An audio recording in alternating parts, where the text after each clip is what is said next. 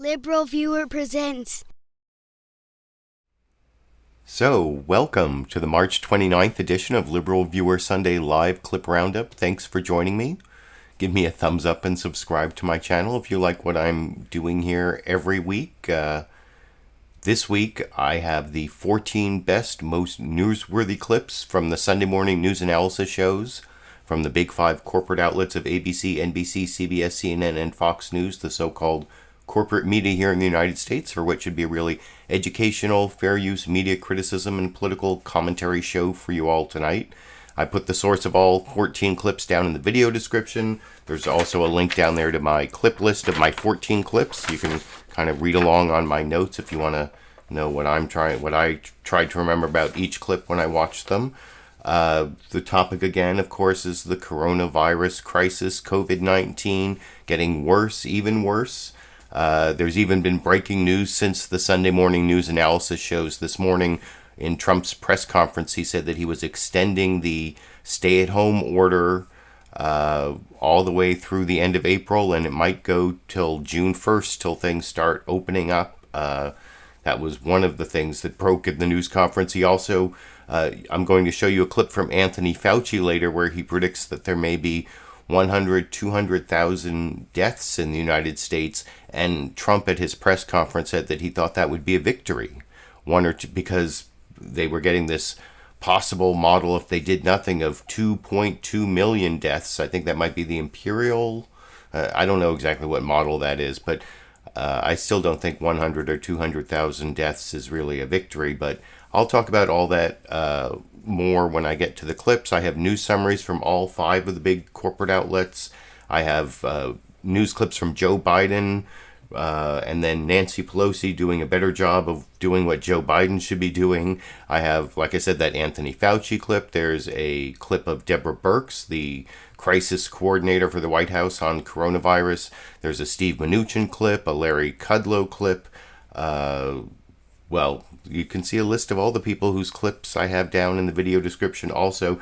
But for the political comedy, I decided I would start with another clip from Andrew Cuomo's daily press briefing, which I think is a lot better than what we're getting from President Trump on a daily basis. Much more informative, much more, a lot stronger leadership. I'm not even that big an Andrew Cuomo fan, and this isn't a great joke. It's kind of a dad joke, but I guess it's what passes for political comedy with no Real Time with Bill Maher, no Saturday Night Live for who knows how long. So here's Andrew Cuomo presenting some good news about nasal swabs. That I'll talk about the nasal swabs after he makes his nasal swab joke from his press briefing this morning. And you can see all of the Andrew Cuomo press briefings at a link I put down in the video description to his YouTube channel, where they're all uploaded. And this is just 20 seconds from this morning over here. Good news, Wadsworth has developed the New York State Department of Health has developed a less intrusive saliva and short nasal swab test. I'm not exactly sure what a short nasal swab test is, but my guess is it wouldn't apply to me. So yeah, that was Andrew Cuomo making sort of a dad joke about having a big nose. I guess that was the point of that joke. But actually, that is really good news, because the nasal swab test they've been doing for the coronavirus is really intrusive. I was looking through some pictures and instructions on how they do it. I won't even make you look at the picture I was looking at, but they basically put it in your nose all the way to the back of your throat, and then the instructions say to rotate it gently for 10 seconds.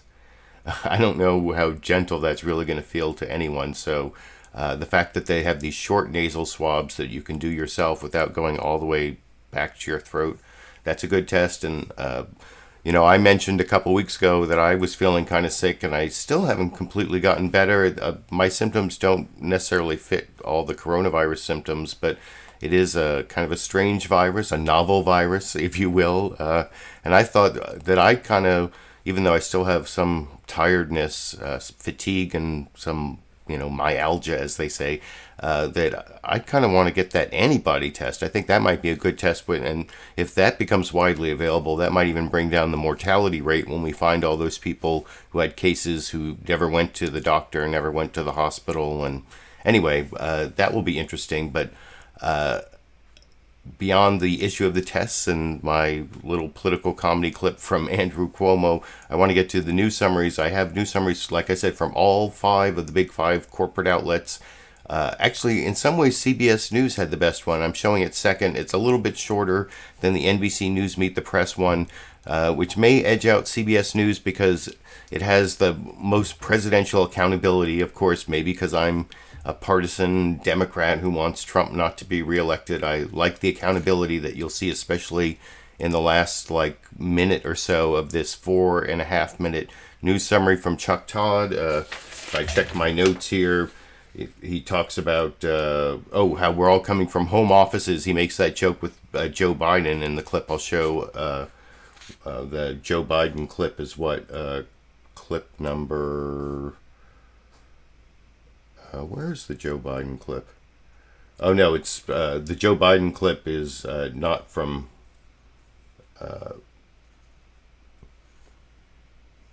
Where is my Joe Biden clip?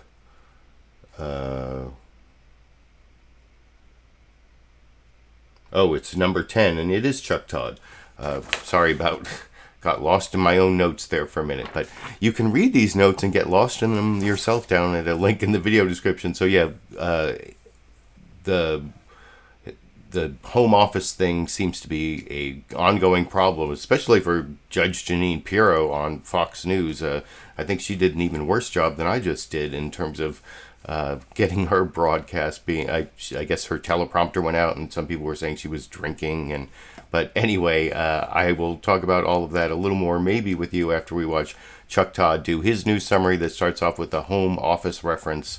And I'm always doing my show from my home office here, but I'll talk about that a little more, like I said, after we watch that clip together over here. Good Sunday morning. As you can see, once again, we look a little different this morning. And for the foreseeable future, I'll be anchoring Meet the Press from my home office as we here at NBC News practice social distancing. 2 images illustrate the week we've just been through. These are nurses in hard-hit New York City wearing, yes, garbage bags because personal protective gear is unavailable.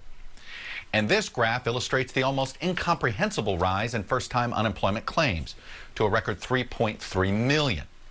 On a week when the United States passed 120,000 cases of COVID-19 and 2,000 deaths, when we appeared to pass China and then Italy for the most cases in the world, President Trump offered Americans mixed messages. Early in the week, the president said he'd like America to be open again for business by Easter.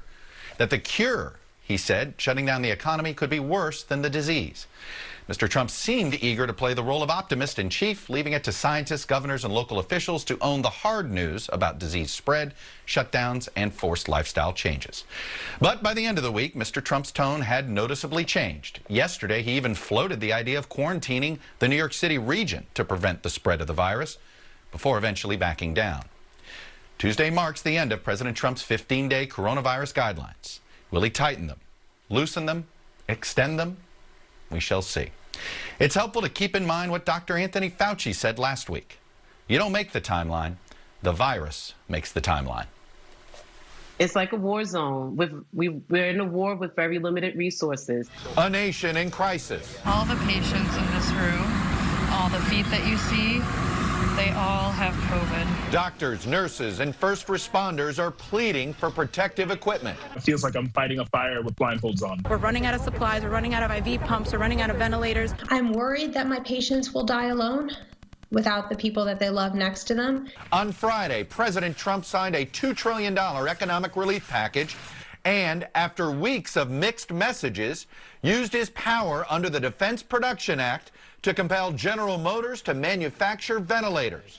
But just 24 hours earlier, I don't believe you need 40,000 or 30,000 ventilators. You know, you go into major hospitals sometimes, they'll have 2 ventilators, and now all of a sudden they're saying, can we order 30,000 ventilators? With all due respect to him, he's not looking at the facts. Mr. Trump has attacked many of the governors who are pleading for his administration's help. And I say, Mike, don't call the governor of Washington. You're wasting your time with him. Don't call the woman in Michigan.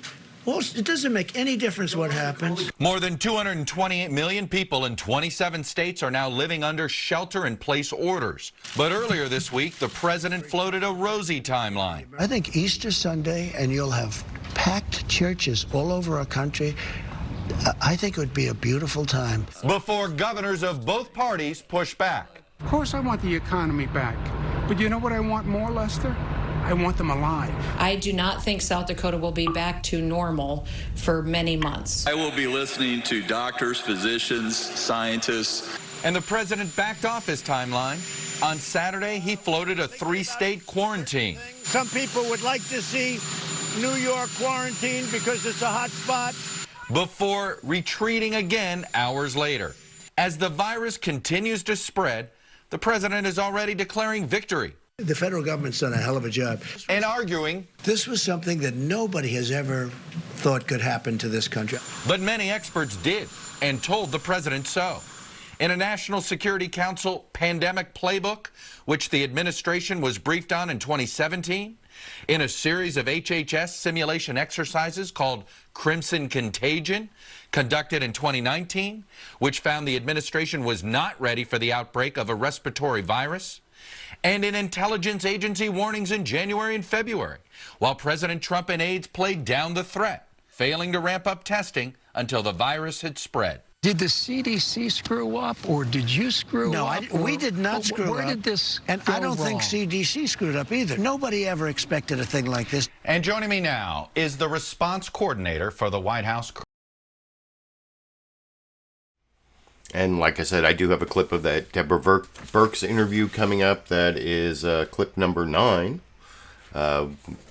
where Deborah Birx does not answer a question about the federal government needing to be the manager of where the equipment goes as different hotspots reach their peaks. And I'll criticize that a little more when I get to it. I like that, like I said, I think the NBC News Meet the Press news summary was best. It had all that accountability for Trump in the last minute, what he said and what the truth was and how he's trying to rewrite history. And I think that's, despite everyone saying we have to, all pull together, and especially with this president, he will say certain things over and over. Like, I don't know how, I watched all of his press conferences, every single one, and sometimes it's been kind of torturous. Sometimes it's, amusing in kind of a dark humor way. And the character of our president, the things, you saw some of it in that last news summary, the way he went after that woman from Michigan, and there was that tweet that he put up and deleted, calling her Gretchen half Whitmer. He put the half to make, half-wit, get it, ha ha ha. His level of engagement with this issue is like a insecure, middle schooler. I don't know what the guy's problem is. I'm not a psychologist. That's not my area of expertise, but watching all those news conferences, sometimes, like I said, it's been torturous. It's been occasionally informative, but it has shown the character of the president to be sorely lacking. And anyway, I wanted to get to this next news summary, which doesn't... the CBS News Face the Nation, if you are a regular watcher of my show, they usually don't even do news summaries. But they do have I have to give them credit for being of the big five outlets that I take my clips from. They were the one outlet that actually did stories on the coronavirus outbreak in China way back in late January, when I was mostly covering impeachment. If you go back and watch those shows carefully, I even mentioned how Face the Nation is the only one covering this coronavirus thing. Which, I was looking at the fatality rate being so low and thinking, oh, this is not that big a deal. But I wasn't really thinking about the way it could overwhelm a healthcare system, overwhelm hospitals. And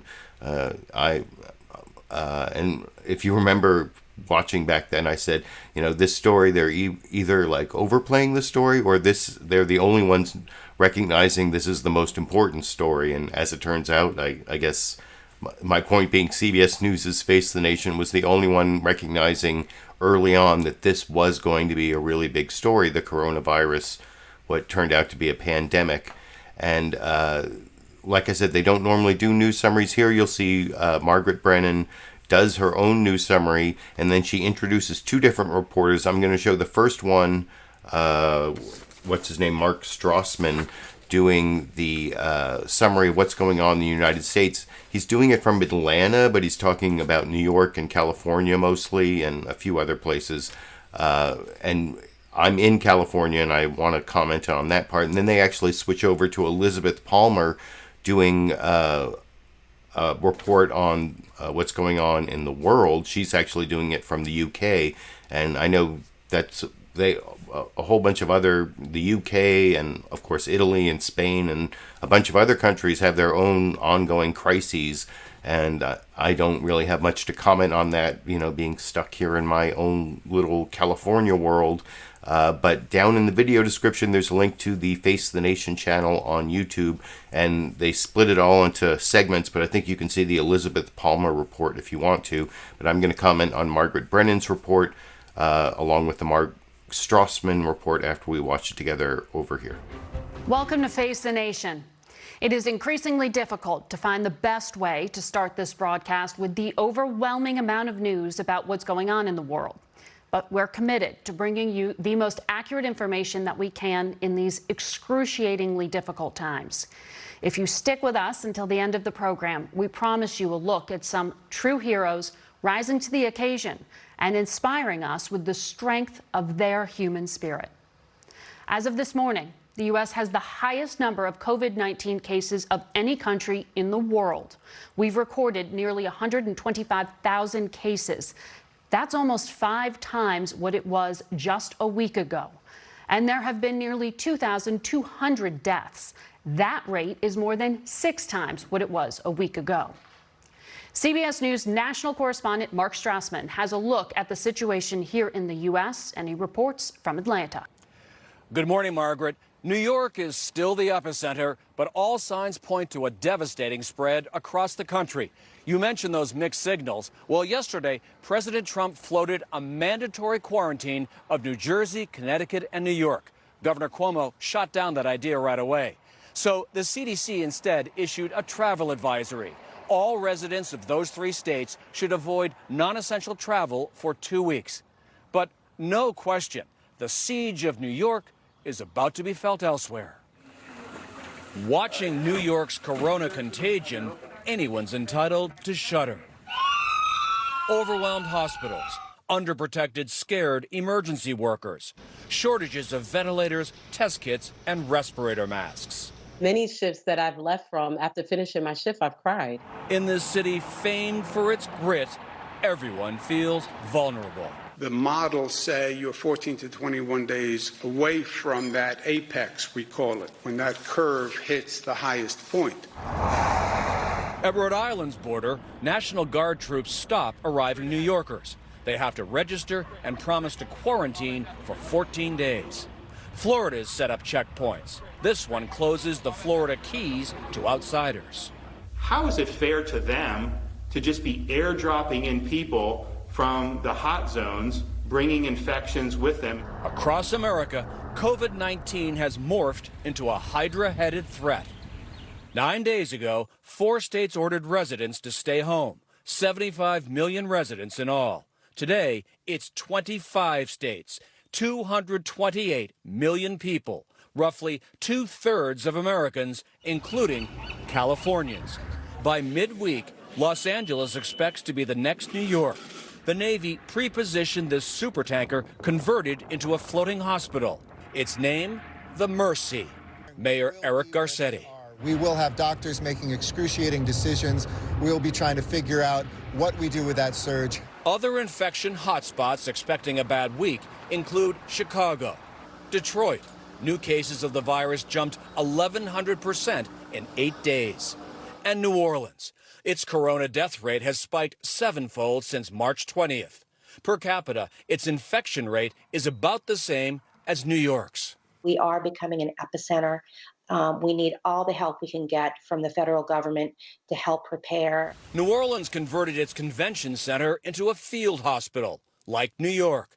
City leaders will create 4,000 additional hospital beds at 4 sites. And another Navy floating hospital arrives in New York tomorrow. Across America this week, communities in crisis will rely on the heroics of frontline responders and something else that's contagious: hope. That's Mark Strassman reporting from Atlanta. Worldwide, we are close to the 700,000 case mark, and we are nearing 32,000 deaths. CBS News senior foreign correspondent Elizabeth Palmer has a look at what's going on outside this country. Here in the UK. And like I said, you can see the Elizabeth Palmer report from the UK about what's going on in the rest of the world at the link down in the video description to the Face the Nation YouTube channel, where they have the entire Face the Nation program split into segments, or at least they did. I don't know if they have it this week. I know a lot of there's been a lot of glitches on a lot of the media programs. You probably saw some weird glitch in the NBC News Meet the Press news summary where there was this weird flickering picture of Trump, and a lot of programs have had a lot of problems with less employees and people working from home, and makes me feel a little better about some of the glitches I have, since I do all my live streams from home with only myself doing all the different jobs that so many people do on the big cable networks. But one of the things that I liked about that news summary is it mentioned the percentage of the population of the United States who are on these stay-at-home orders. If you were watching last week, it was about 20%, and I was saying that if we were on a good trajectory, we would be at about 80% this week, because basically we need 100%.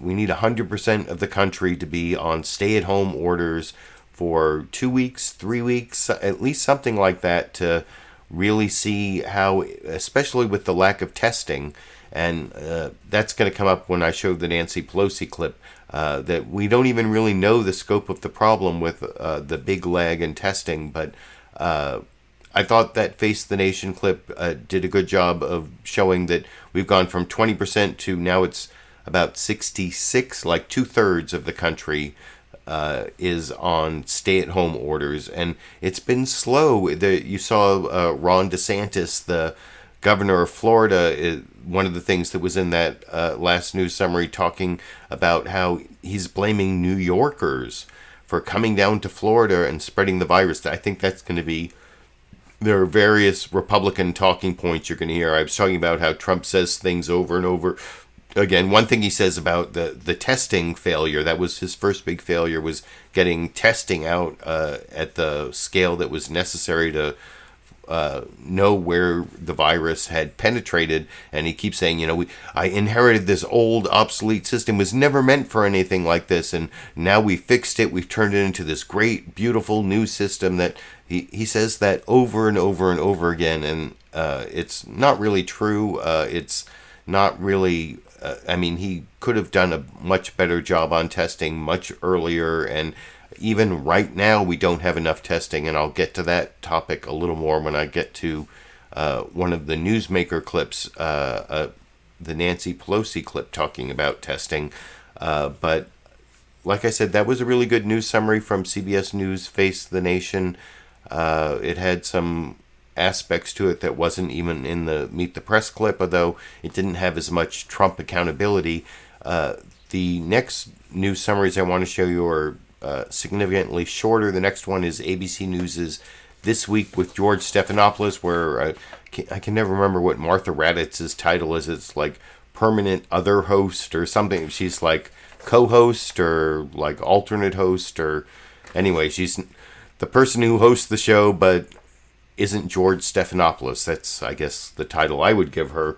And you'll see that they're just like the other news summaries, and this is something I'm going to contrast with Fox News that I've been talking about for weeks, how Fox News is known for its like big shocking graphics, and for some reason on Fox News Sunday, they refused to show a map of the United States with all these red marks where the coronavirus outbreak is, but you'll see it in the ABC News This Week with George Stephanopoulos news summary from Martha Raddatz, where she also talks about the shocking and sobering numbers, the global numbers, the U.S. numbers, and also, like all the other news summaries, talking about how Trump has had this mixed messaging, and they don't even know about the big punchline where he, after saying, oh, maybe we're going to open it all up on Easter, now he's saying, oh, extend it through April 30th and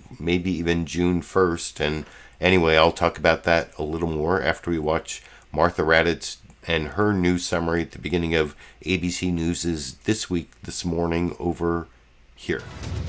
Good morning, and thanks for joining us this Sunday. It's been another shocking and sobering week. Since we came on the air last Sunday, the number of cases in the U.S. has skyrocketed, climbing from roughly 25,000 cases to nearly 125,000 cases this morning. And worldwide, close to 700,000 confirmed cases. In the U.S., the virus has now claimed more than 2,100 lives, including the tragic death of an infant in Illinois announced yesterday. While New York has emerged as the epicenter in the U.S., cities like Detroit, Boston, New Orleans, and Chicago are experiencing a dramatic rise in cases and bracing for impact. President Trump's response has run the gamut this week. On Tuesday, the president said he's aiming to have the country reopen and just raring to go by Easter. On Wednesday, that goal was seemingly modified to a recommendation by Easter. On Thursday, in a letter to governors, Trump suggested a type of triage system, relaxing social distancing guidelines and other measures based on the number of cases in each county.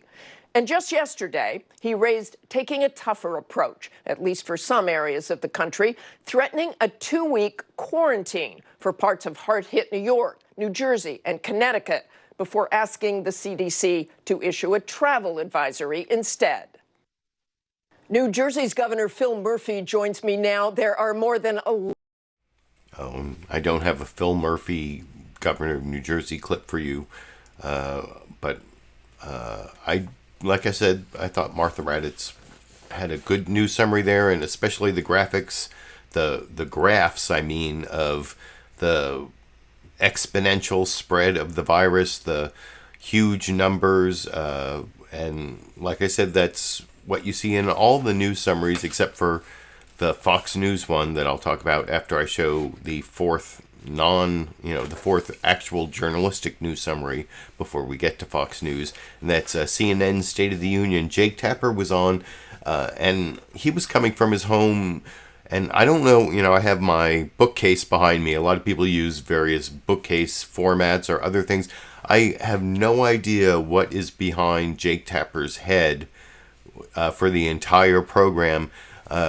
If you look, there's like a small circle with some like weird modeling and a big circle that makes me think it's some weird like wallpaper that's a picture of the moon, maybe. I think they might be moon craters. You can let me know what you think is behind Jake Tapper's head when he says that the State of our Union this week is staying at home, and he's at home in front of some, you can tell me is it moon crater wallpaper? I don't know. You can let me know what you think is behind Jake Tapper's head, and I'll talk a little more about his actual news summary and more than what's behind his head when we watch that 95 seconds at the beginning of State of the Union on CNN this morning over here. Good morning, and thanks for joining us this Sunday. It's been another Oh, sorry, wrong clip. Here's the State of the Union over here. Hello, I'm Jake Tapper in Washington, where the State of our Union is staying at home. Today marks exactly 1 month since the first coronavirus death in the United States. There have now been more than 2,000 deaths in America, a staggering number that's doubled just in the last 2 days. For some context, the current number of deaths is more than 6 times the number of deaths at this time last week. More than 6 times. Overnight, President Trump backed off an idea to put an enforceable quarantine on the New York region. Instead, the CDC is issuing a new domestic travel advisory recommending that residents of New York and New Jersey and Connecticut, quote, refrain from non-essential domestic travel for 14 days, effective immediately. Meanwhile, we're just learning that some federal health experts have submitted recommendations to the White House task force on coronavirus that seek to reopen some schools and some businesses in cities where infection rates are low. That's according to a senior federal health official directly involved in creating the guidelines, talking to CNN's Nick Valencia. It would be an effort to strike a balance as Americans across the country are losing their livelihoods, an economic catastrophe in its own right that Congress is attempting to address by passing the biggest stimulus plan ever. We're going to talk to a lead member of the president's coronavirus task force in just moments. But first, I want to start with Speaker of the House, Nancy Pelosi. And I'm going to have a Nancy Pelosi clip from Jake Tapper's interview coming up in just a minute. And I thought that was a good news summary. It had that breaking news, or the insiders tell us that some advisors to Trump are going to tell him that they can start reopening things, and that they're going to. There was this whole leak story that was on all the news programs about how they were going to rank various counties in high, medium, and low risk, and the low risk ones are going to be able to open up, and people were saying that was really stupid. You know, that's what I was talking about before when I said we should be at 100% stay-at-home order for, 2 weeks, 3 weeks at least, maybe 4 weeks. That's the end of April. And that's kind of what Trump ended up doing that Jake Tapper didn't know about when he did that news summary. And actually, I remembered one more thing I forgot to say about the CBS News Face the Nation news summary.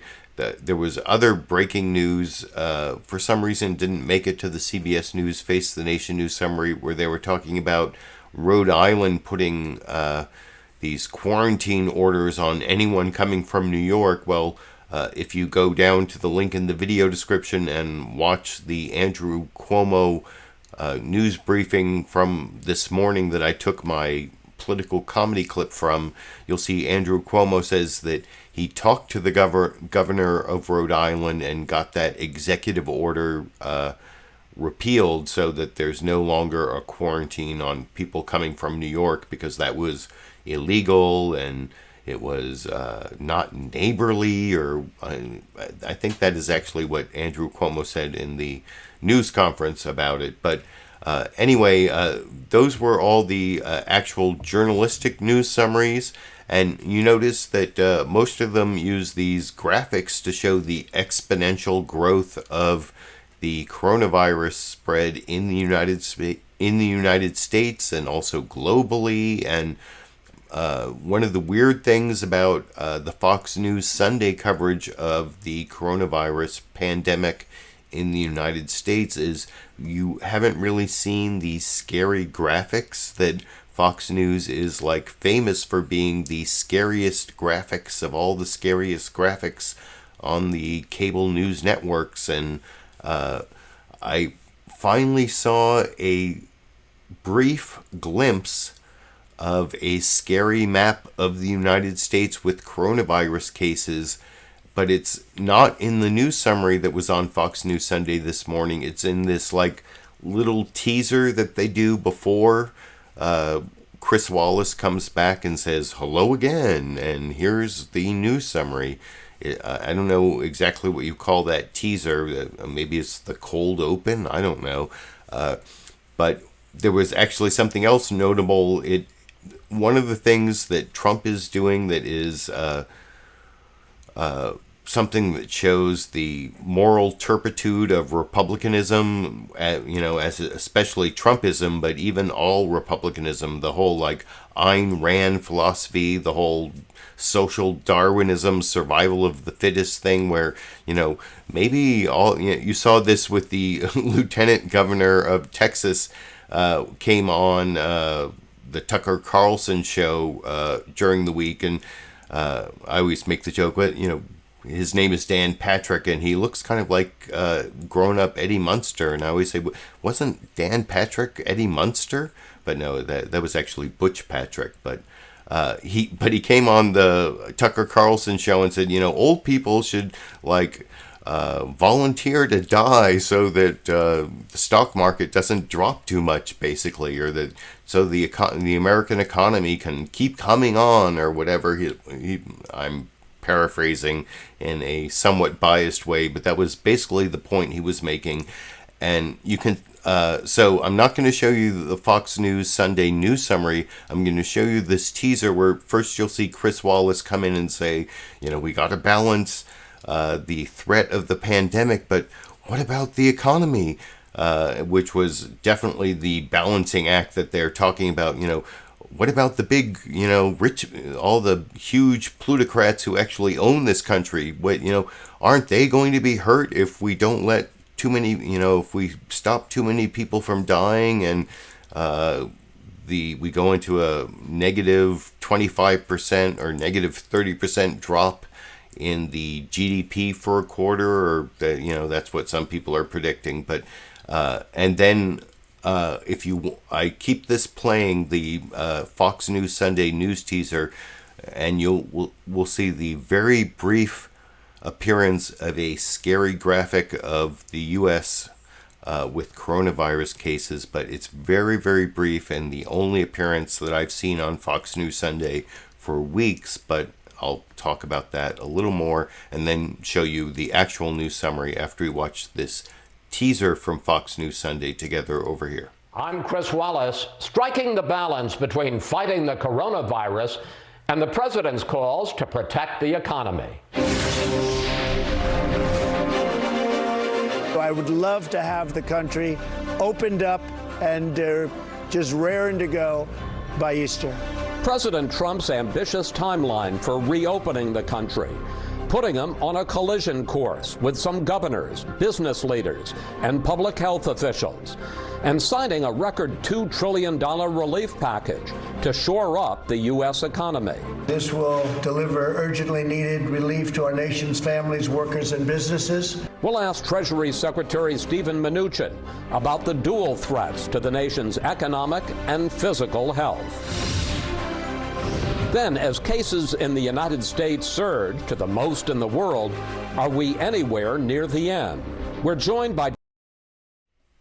And that was it. You saw there was kind of a scary map there in the first minute or so of Fox News Sunday, and there was even a little ticker of cases, but that was it. That was the closest you got, and you did see the Ayn Rand philosophy of let the poor people die. If the rich people can live, we will live, for a great America in a future day, or I don't know.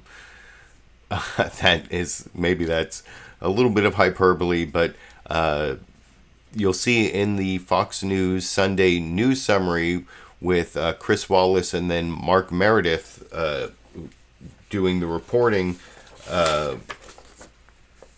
they don't show any scary graphics. They do talk about the United States being the epicenter of the global outbreak, and they talk about how there was this, you'll see Chris Wallace does the bullet points of the important stories, and it doesn't have anything to do with Trump or Pence being negative for the virus for the first time in a couple weeks. But he does talk about the travel advisory that wasn't a quarantine from New York, and the 15-day slow the spread is coming to an end in a couple days. That's already been extended through at least the end of April. And then Mark Meredith, you don't hear a lot about the mixed messaging you heard in all the other news summaries. It's much more Trump TV, much more bringing the message of the Trump administration as if it was written by Stephanie Grisham, who only appears on Fox News and doesn't, that's the press secretary for the Trump administration, who you never see anywhere but on Fox News. You don't see her here, but I think she might have written some of the copy, which I will talk about with you a little more after we watch that final news summary together over here. And hello again from Fox News in Washington. The U.S. is now the epicenter of the global coronavirus outbreak, with more than 121,000 confirmed cases and 2,000 deaths, and the nation's healthcare system struggling to keep up. Here are the latest developments. The CDC now urging residents of New York, New Jersey, and Connecticut to avoid non-essential travel for 14 days after President Trump backed off talk of imposing a quarantine.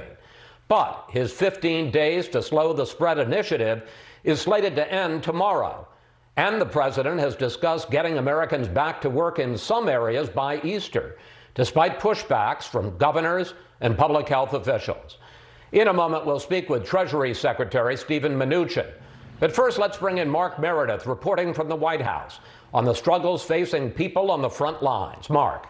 Chris, good morning. The president first raised the idea of this potential quarantine for the Northeast on Saturday. Instead, the CDC has issued the travel advisory for the tri-state area, urging people to avoid non-essential travel. Meanwhile, cities nationwide, they are bracing for the worst, as millions of Americans also wonder what the outbreak will mean for their wallets, too. New York's hospitals are struggling to keep up as the number of patients infected with COVID-19 grows by the hour. I need eyewear and I need face masks. I need as many as you can get. At this hospital in Queens, some people are stuck waiting hours to be tested or treated. Elmhurst Hospital has hit capacity, and there's about 545 beds in here, and they're all filled with COVID patients. The Navy's hospital ship, the USNS Comfort, departed Norfolk Saturday, bound for New York. Its mission, relieve the city's doctors of other medical duties. Beds will be opened up all over the city for those who are infected. Beds aside, New York's governor says his state needs at least 30,000 ventilators, but other governors stress they have needs too.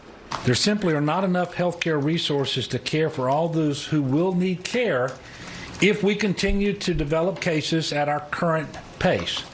Louisiana's leaders fear their state is about to see a major surge. That's led some to ask if the recent Mardi Gras celebration in New Orleans sped up the spread of the virus throughout the South.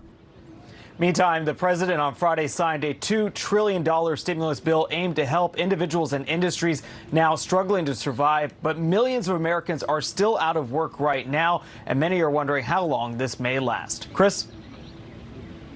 Mark Meredith reporting from the White House. Mark, thanks for that. Joining us now, Treasurer. And I will have a clip of Chris Wallace's interview with Steve Mnuchin, where he actually did ask him an important question about this weird signing statement that Trump added to the $2.2 trillion, well, they call it a stimulus bill or a rescue bill, or that says that that Trump decided that the Inspector General can't report to Congress about the $500 billion slush fund unless he does it under presidential supervision. And I will talk about that more when that's clip 13, the second to last clip. And there's also a clip of John Bell Edwards, the governor of Louisiana. That's going to be one of the coming hot spots. That's the final clip. But those are two newsmaker clips of the last, how many do I have here? 1, 2, 3, 4, 5, 6, 7 newsmaker clips after all those news summary clips I just showed you. And the first newsmaker clip I want to show you may be the most important. This is Dr. Anthony Fauci, who is the director of the National Institute of Allergy and Infectious Diseases. I knew I wasn't going to get through that without making some mistake. That is quite a mouthful for a title, but he is one of the most trusted people who is speaking next to the president, who is not trusted at all by a lot of people, including me. And if you are paying attention to the things he says, it's a lot of what he says is just wishful thinking or partisan sniping or even misinformation. And it's been quite a debacle to watch in terms of presidential leadership in one of the greatest crises of the last several decades. But you can let me know what you think down in the comment section about that. I want to get on to the Anthony Fauci clip that I promised, where this is the one that Trump turned into a victory number. Anthony Fauci admitting that he thinks probably there are going to be millions of coronavirus cases in the United States and hundreds of thousands of deaths. And like I said, after the Sunday morning news analysis shows this morning, Trump had his press conference in the afternoon, or I guess in the evening on the East Coast, where he said, if we keep it around 100 or 200,000, that's a great victory. I don't think it's a great victory. I think it's kind of shocking, and kudos to Jake Tapper. He actually got a few good points out of Anthony Fauci, and at a link down in the video description, you can look at CNN's State of the Union and watch the entire Jake Tapper interview. This is the clip that I chose. It's, I think, the most important clip, where he gives the estimate of cases and deaths that he thinks he's willing to say is in the range that he is willing to predict over here. Well, Dr. Birx said yesterday, as you know, that she doesn't think any city will be spared from this virus. How many cases do you think the U.S. will reach? 1 million cases? 10 million cases? Or do we not even have any idea? You know, Jake, to be honest with you, we don't really have any firm idea. There are things called models.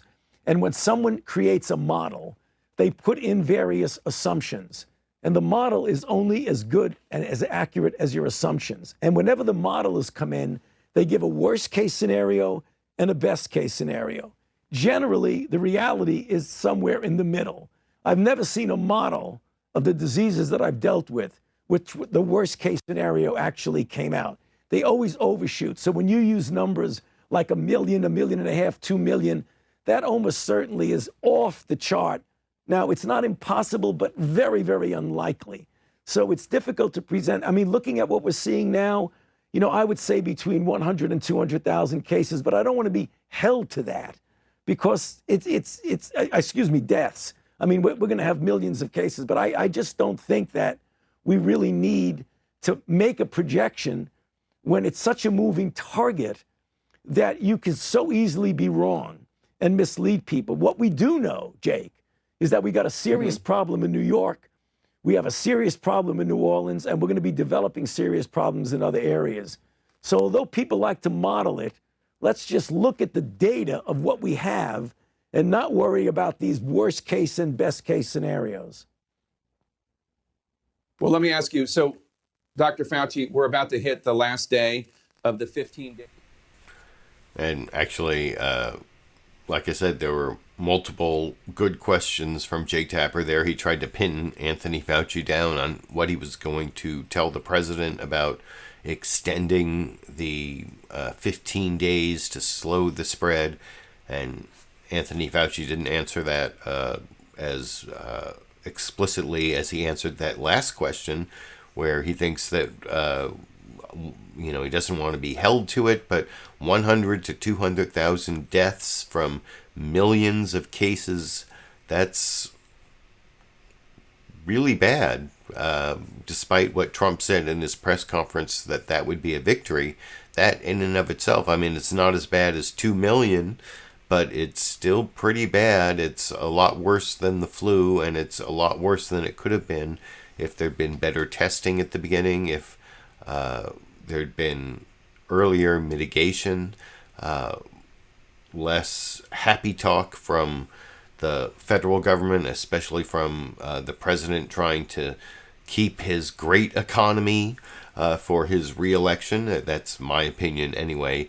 And even though I thought Anthony Fauci was fairly honest in that last answer, I think his colleague, Deborah Birx, has lost a lot of credibility with some of the things she said recently, and this next answer shows how she's not really being honest. She wouldn't answer some of Chuck Todd's questions. This is from NBC News' Meet the Press, and Chuck Todd at least does follow up one time and point out that Deborah Birx is not answering the question about why the federal government isn't taking over the role of procuring all the stuff, the PPE, personal protective equipment that people, the healthcare workers need, as well as the ventilators that, they're supposedly New York is going to need around 30,000 ventilators. And one of the things I saw in Andrew Cuomo's press conference yesterday, he talked about how ventilators started off costing like $25,000, but as different states tried to get them and the federal government was bidding and other countries are bidding on them, it's gone from like $25,000 per ventilator to $45,000 per ventilator. And the federal government could do a lot to, like, instead of having the states all bidding against each other, and because states are going to need ventilators at different times, the federal government could get it all, move it to the places where it's needed, and that's what Chuck Todd's asking Deborah Birx about. And, that was just Sandy walking away for some reason. I don't know why I have offended Sandy in my commentary somehow, maybe because I'm criticizing Deborah Birx, who started off with a good reputation, but like a lot of people who end up working for Trump, has lost some of her credibility, and I think you will agree with me, dodges the question about why the federal government hasn't taken over the procurement and distribution responsibility that it should have taken over weeks ago, which I will talk about with you a little more after we watch that NBC News Meet the Press clip together over here. Appears to actually be a problem, and I'm curious, what role do you play in deciding where spare ventilators go versus the role FEMA plays? And the reason I ask that is there seems to be some confusion. Governors are complaining that they find themselves either bidding against other states or the federal government when it comes to different equipment issues. So is the federal government going to take over all procurement and disbursement of medical equipment or not? I think at this moment we're asking every single governor and every single mayor to prepare like New York is preparing now. Know where every hospital is, public, private. Know where every one of your surgical centers are. That's where your anesthesia ventilators are. Know how to change those anesthesia ventilators up to supportive ventilators to take care of people. Know where every piece of equipment is in the state. Know how to move that around the state based on need. The one thing that we can do as Americans is we know how to innovate. So it's not just what you have inside your doors today. It's how you can surge and move things around. We know this epidemic moves in waves. Each city will have its own epidemic curve, and so we can move between states, we can move within states to meet the needs of everyone. You sort of overlooked the question, though, about is the federal government going to take over at least the procurement and the distribution of things going forward? I understand what you're saying. States and mayors need to do right now in case they don't have this from the government, but who should be trying to acquire new equipment, states or the federal government? Well, I think the federal government right now is working very hard on looking at where all the ventilators are and where production can be. But we need states at the same time to look where all of their ventilators are, including outpatient surgical center, which is a really important place to be looking because you get staff plus ventilator. They have also the cardiac monitoring, the able to monitor oxygen levels. All of that can come into the hospitals to care for patients. So both of those pieces need to come together. The government looking to increase procurements and states looking for every single option that they have. New York City, if you could. So Chuck Todd at least followed up once and pointed out that Deborah Birx didn't answer the question. And that is one of the huge failings right now in terms of leadership from the federal government. They should be taking over this procurement and distribution problem and even production. They should be, Trump said he didn't want to be go into socialism. That was one of the weird things, that this particular pandemic crisis actually requires real socialism, not Bernie Sanders' democratic socialism, where you have like a strong social safety net and redistribution of wealth through progressive taxation. None of that is actually socialism. Socialism is government or group control of the means of production, which is what the Defense Production Act allows the president to do, which is tell companies, you must produce this many ventilators by this date and we will pay you for it, but we are taking over your factory and ordering that you use your means of production to produce what the government says you should produce.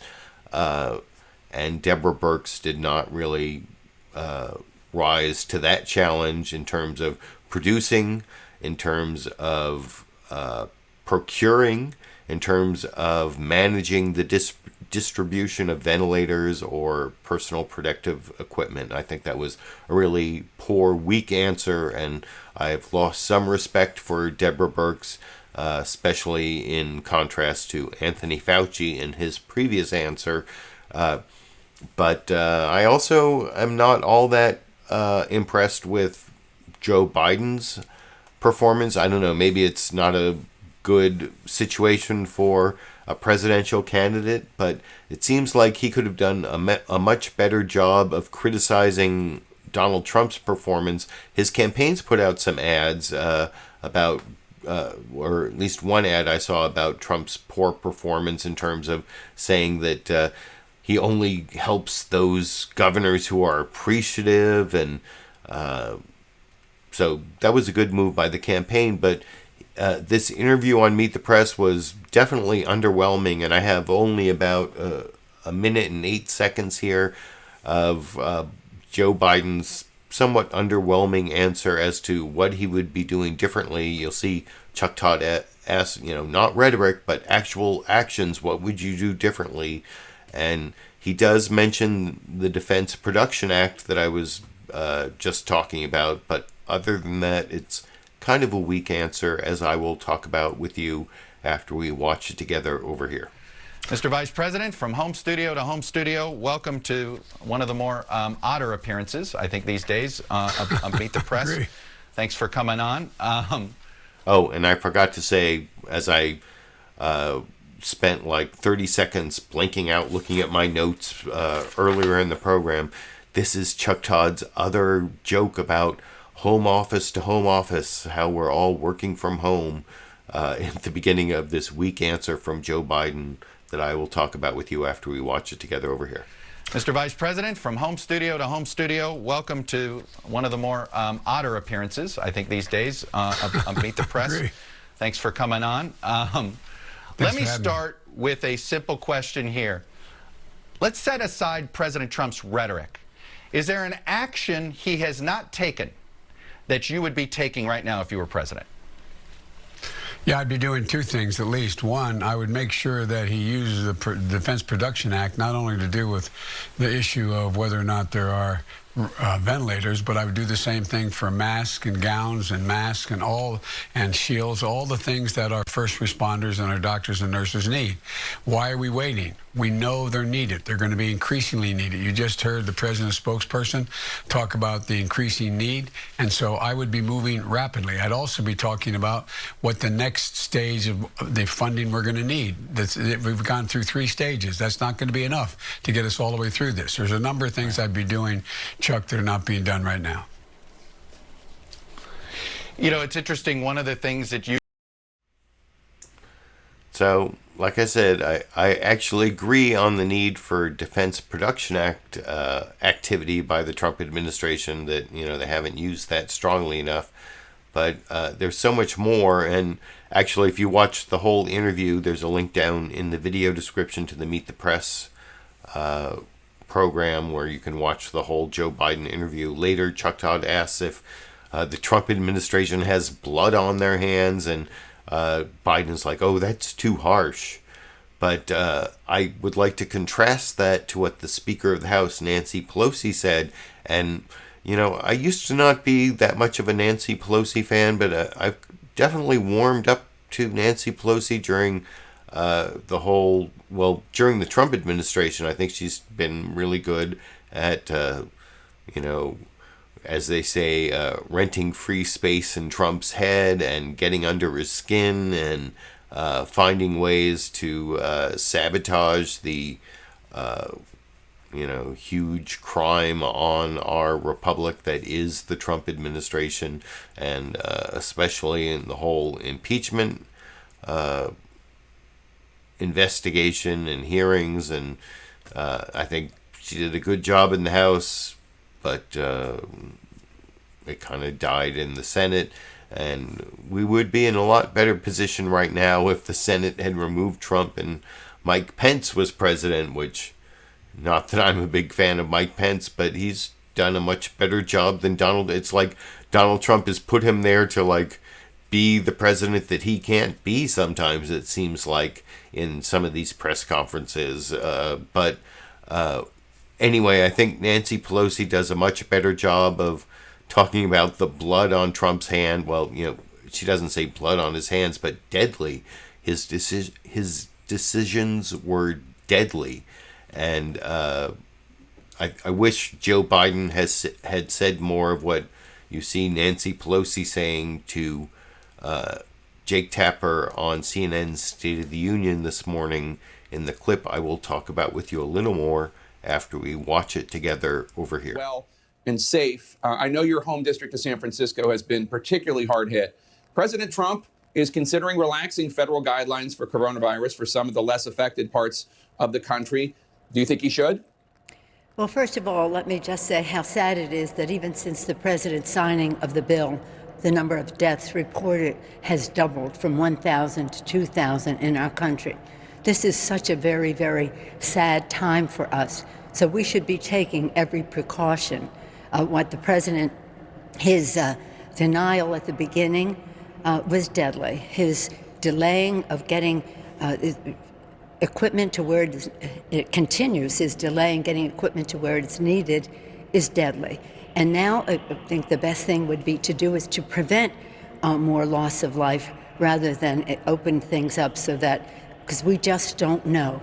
We have to have testing. That's what we said from the start before we can evaluate what the nature of it is in some of these other regions as well. I don't know what the purpose of that is. I don't know what the scientists are saying to him. I don't know what the scientists said to him. When did the president know about this? And what did he know? What did he know and when did he know it? That's for an after-action review. But as the president fiddles, people are dying. And we just have to take every precaution. Speaker Pelosi, when you say that the president's denial was deadly, he obviously downplayed the risks of coronavirus for several weeks.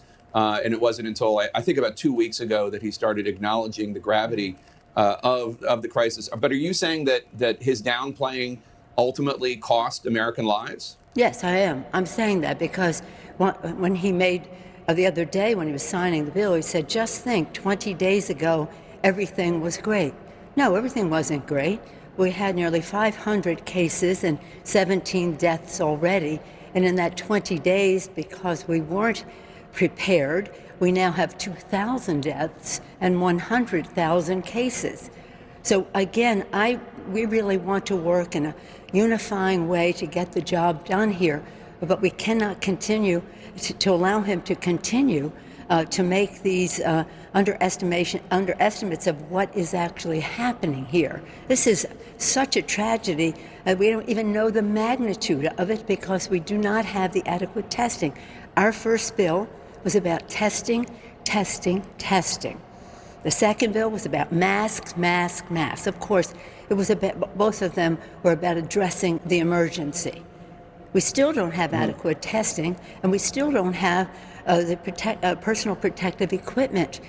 And I thank you all for calling attention to the needs of our healthcare workers and other first responders who are risking their own lives to save lives.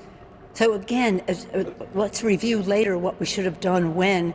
Let's now just stop doing the same thing, which is to deny and to delay, and instead to get what we need for the state so they can meet their needs, to the hospitals, to our healthcare workers who are heroes, our first responders and the rest, so that they have what they need. So again, they don't risk their lives while trying to save other lives. So wasn't that a much better answer than the one from Joe Biden as to the deficiencies of the Trump administration in responding to this pandemic? And especially emphasizing the important points. First, testing. I give great credit to Nancy Pelosi for weeks now saying the words testing over and over again, because that is the first greatest deficiency of the Trump administration in responding to this pandemic. It's why we don't really even know right now. I told you my sad story a week or two last week, I think, about how people in my family had some symptoms, but not enough symptoms and enough contact to get testing, even though there are healthcare workers in my family and we're in one of the hot spots here in Northern California, but just not enough testing. And even right now, the testing is slow. They're just and invasive, and we just don't know where the cases are in the United States because the testing has been so deficient. And then the second of the three important points to emphasize when attacking the deficiencies of the Trump administration's response is PPEs, the personal protective equipments. And that was the other really weird thing that came out of Trump's press conference today, where Trump seemed to claim that somebody was stealing all the masks, that, it went from 10 to 20,000 to 300,000. Why do they need all these masks? Well, it's because they're doing all the tests, and these tests are really invasive. As I was talking about earlier, you have to stick this swab all the way down someone's nose to the back of their throat and then rotate it for 10 seconds. That creates a lot of giving off of the virus, sloughing of the virus. So what people are supposed to do who are doing these tests is they have to change their masks every single time. And that's why they're using so many masks. And there's such a need for personal protective equipment for healthcare workers. And so you saw in that last clip that Nancy Pelosi was stressing that. And then the third, of course, need is ventilators. And that goes back to what I was talking about in the failure of Deborah Birx, the crisis coordinator on coronavirus for the White House, to answer that question about why the White House is not procuring and managing and even demanding the manufacture of more of these ventilators. And that was also brought up by Nancy Pelosi. So a much stronger answer from Nancy Pelosi than from Joe Biden. And now I want to show one more clip from ABC News' This Week with George Stephanopoulos, the third to last newsmaker clip I'm going to show. This is a little bit of accountability. Larry Kudlow getting asked a question. This should have gone on a lot longer, in my opinion. Martha Raddatz spends about a minute saying, hey, Larry Kudlow, weren't you telling the American people back at the end of February that the virus was contained, pretty much contained, almost airtight? The market's looking like we should, it's a buying opportunity. That was almost the question she asked, and she spent about a minute on it, so I give her credit for that, even if it should have been longer, and I will talk about that a little more after we watch that clip together over here. And Mr. Kudlow, I want to stop you there just for a second, including you. It was also just a month ago you told CNBC that you thought the virus was contained in the country, even though doctors were warning others. Otherwise, you also downplayed the threat of a long-lasting economic tragedy. You have since said that was based on facts at the time, but yes. Why should people trust you this morning with your prediction? Look, I'm as good as the facts are, and at the time I made that statement, the facts were contained. The president had just put the travel restrictions on China, and a lot of people agreed with me. In fact, at the time, a lot of people felt that the flu was worse than this virus. But as soon as the facts change, we've changed our whole posture and our whole strategy, and we've gone full bore. As I said, no package like this has ever been passed Congress before. And look, as the president has said, we will do more if need be. Let's just try to get this done now. How quickly can you get those checks out? Couple of weeks. The direct given the. So you see Martha Raddatz followed up on the speed of the checks and not the dishonesty of the spokesperson for the Trump administration that at least she spent a minute on. But like I said, I think it should have been a little bit longer follow-up on that. But the next clip I want to show is the brief 2 minutes of follow-up of questioning you'll see from Chris Wallace on Fox News Sunday talking to the Treasury Secretary Steve Mnuchin about this big double cross from the Trump administration where the Democrats in Congress spent all this time finding that there was going to be accountability or putting in accountability for this $500 billion slush fund that some, that's what Democrats call it, a slush fund. It's a discretionary fund for Trump and Steve Mnuchin to give out to whoever they want in terms of loan guarantees, which is the $500 billion leverages like $4 trillion in loans because loan guarantees have a cost that is less than the full loan. It's like the risk of the loan, and so they can leverage additional trillions of dollars with this $500 million. And in order to do that, the Democrats put this inspector general on it, who's supposed to report to Congress as to what expenditures and all the who is getting the money and why and all of that. And then Trump made this signing statement that sort of counteracted all that and said that those reports are only going to be made under presidential supervision, which is a huge lawsuit that brings all information that Congress is going to get until after the election, which Chris Wallace sort of talks to Steve Mnuchin about, but I don't think vigorously enough, as I will discuss with you after we watch that penultimate newsmaker clip for the program tonight over here. Many of these already. But, Mr. Secretary, one of the big sticking points when you were negotiating with Democrats in the Senate is they wanted an inspector general to oversee the big loans, the big grants to big corporations.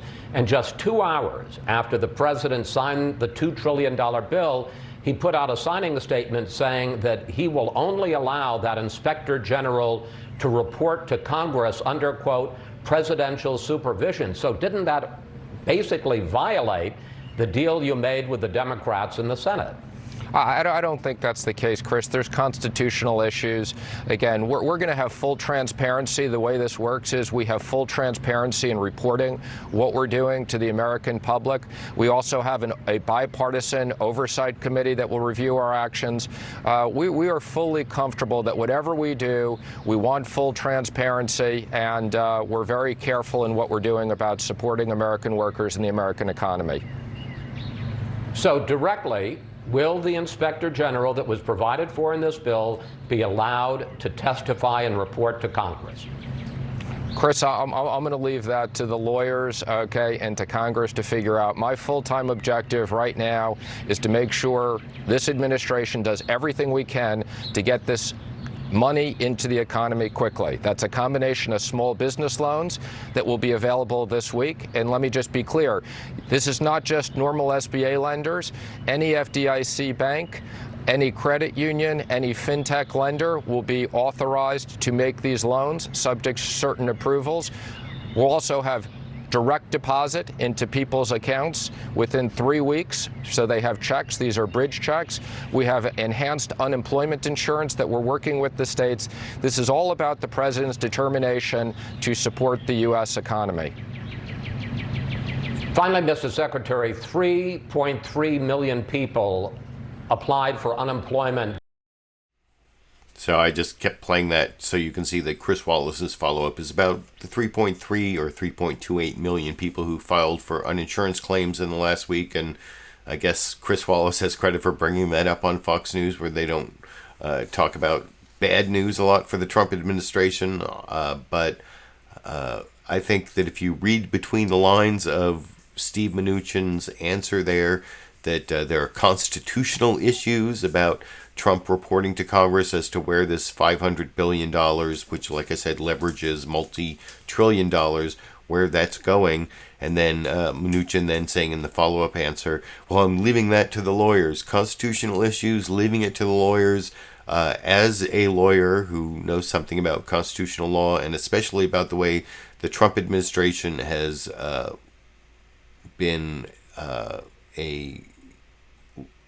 an administration that has refused almost all oversight from Congress, especially the Democratic Congress. I think what that means is, despite the negotiations between Trump and Mnuchin and Pelosi and the Democrats in the House, and Chuck Schumer, the Democratic minority in the Senate, that the Congress is not going to get any information about where that $500 billion that leverages the trillions of dollars, where any of that money is going to go until after the election. Like I said before I showed the clip, you can let me know what you think down in the comments section if that analysis is correct with those phrases, leave it to the lawyers, constitutional issues. I believe that's what that means. And then I have one final news clip I want to show before I have a bonus Dash and Sandy clip from early this morning. Sandy's lying down over there. Dash hasn't been around, so I guess I'll have to use the early morning Dash and Sandy clip. But before I get to that, I want to do sort of a preview about what I might be talking about next Sunday.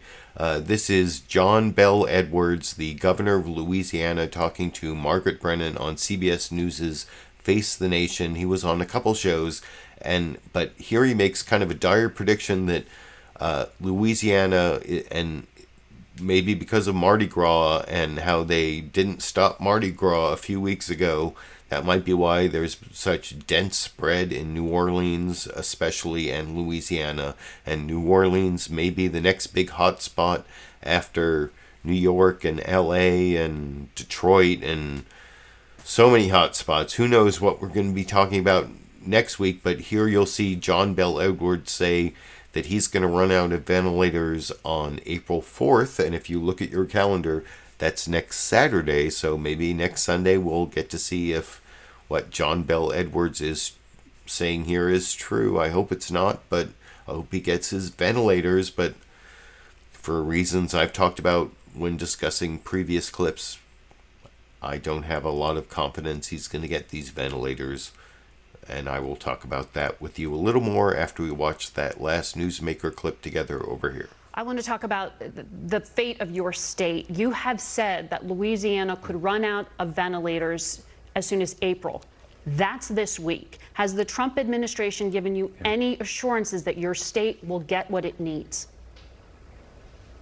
Well, not yet, and we continue to press the case. And look, we know that ventilators are in short supply for everyone. All states are having this issue to one degree or another, and obviously New Jersey, New York, and other states have been clamoring for ventilators as well. But over the past few weeks, we've put in orders with the National Stockpile, for example, through FEMA, but we've also pursued manufacturers and vendors trying to place orders for about 12,000 ventilators. I think thus far we've received 192. That is inadequate to the task, because we stay on this present growth curve that we're on with respect to coronavirus cases. We believe that by about April the 4th or so in the New Orleans area, we will exceed our capacity for ventilators, and obviously that's not where we want to be. So we're doing everything that we can to try to find ventilators, get them to Louisiana, especially down into that New Orleans area, but it is a big challenge right now. Has the federal government told you you're on your own to secure those ventilators? Well, no, I'm not going to say they've told us that we're on our own. We haven't yet been approved for ventilators out of the national stockpile. I continue to press that case, and I hope that we will be cut in for a slice of what they have left there, and that we get them in the next few days. In the meantime, we're identifying every breathing machine that we can convert, modify into a ventilator. We're looking at trying to source ventilators that would typically be used in the EMT area as opposed to hospital rooms. And then we're looking to see what ventilators we can use to potentially service more than one patient at a time, depending on the acuity levels of the patient and so forth. So we're doing everything that we can. This is the biggest issue in the near term, however, is ventilator capacity, and it's the one thing that really keeps me up at night right now. You also told CBB. So there you have it. That may be, like I said, April 4th is next Saturday. I will be back next Sunday, April 5th, to give you my Sunday live clip roundup.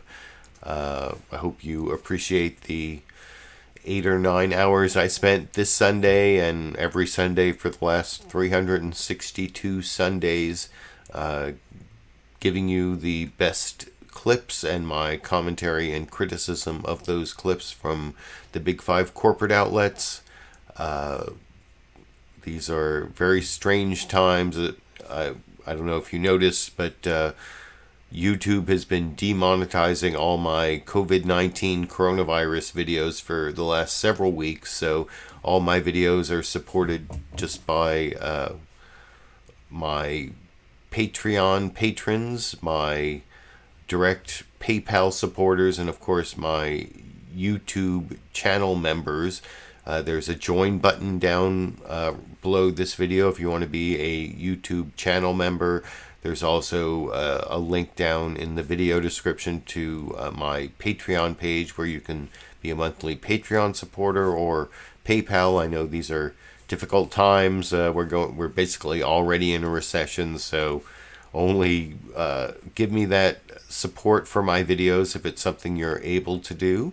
I will, in any case, whatever the level of support from YouTube or otherwise, be continuing these Sunday live clip roundups through the 2020 elections. After that, I'm going to be reevaluating, as I've talked about multiple times, but for the foreseeable future, I will be back next Sunday and every Sunday through the 2020 election, and until I promised that I would.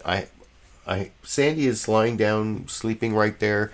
I don't know where Dash is, but early this morning I did get a Dash and Sandy clip. I think some weird drug. Is this? There might be a Prevagen commercial or some other commercial in the background with this brief Dash and Sandy clip going through the hallway right out there early this morning over here.